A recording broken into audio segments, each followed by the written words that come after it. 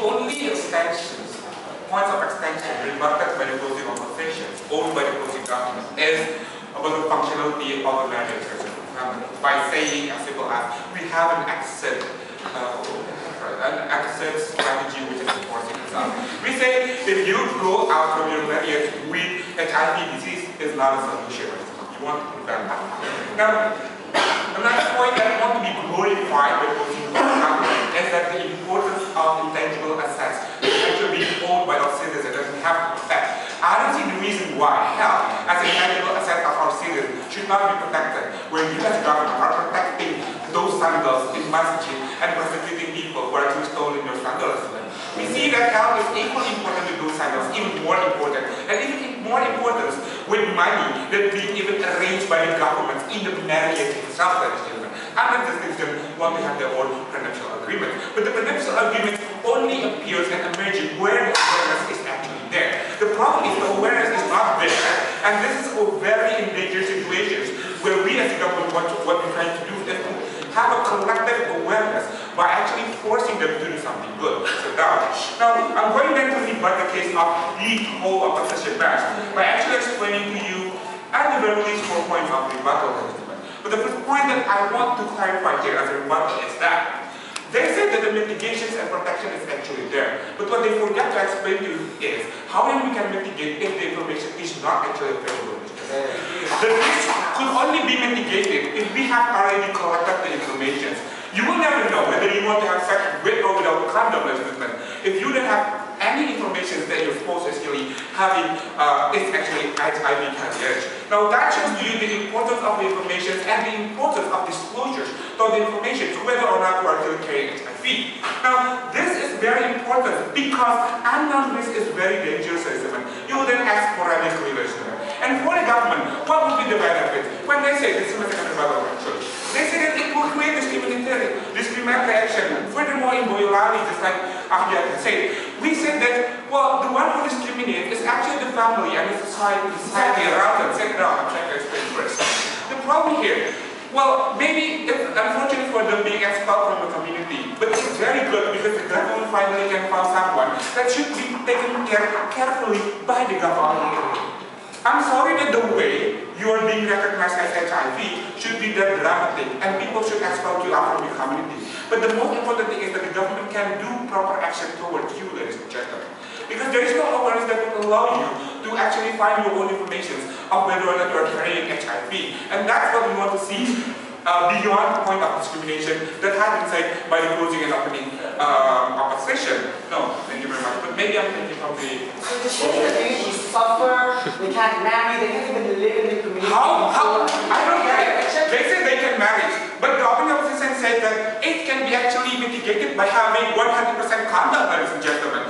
If condom can be effectively, mitigating HIV and AIDS, we believe that people will not be afraid of having marriage with someone who carries HIV. So that is nonsense. They're killing each other, and I want to see that in reality, ladies and gentlemen. Now, they say, as the opening opposition, they say that marriage is a private sphere. Let me tell you what, never ever in a marriage that is actually constituted by the government is a private sphere. You are actually involving the government as a mediator, as a third party. So it's never sit down. So it's actually never about, private situations. When Cesar said to you that the only thing that's being arranged is your age, the one being limited is your age, no, that's not true. Even in Indonesia, it specifically states that in the marriage regulations that every property brought during the marriage should be divided in two. That shows that the government actually intervening.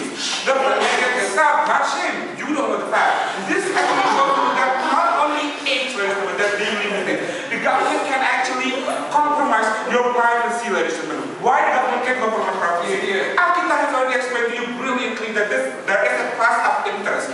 There might be harm that could be transferred to others. And this is exactly where you cannot say this is a personal choice or individual choice where the government can choice. It is not personal when it involves two people, ladies and gentlemen.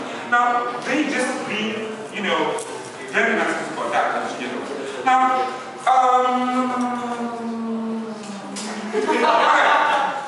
about the awareness itself, ladies and gentlemen. They say that, let people do that. But the problem is, ladies and gentlemen, even you yourself do not know, ladies and gentlemen, whether or not you're carrying HIV.